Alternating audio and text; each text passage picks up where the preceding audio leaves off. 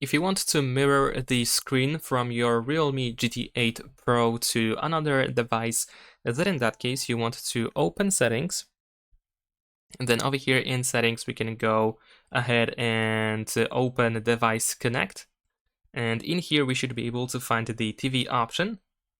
So let's tap on it, and then over here we have search for display devices.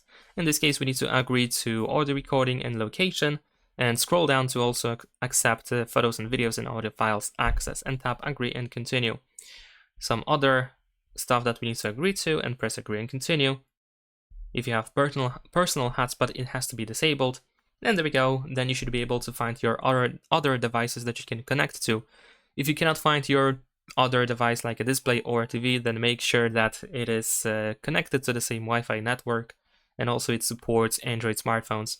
You can select it after that, and of course just connect. And that is pretty much it. Subscribe to my channel.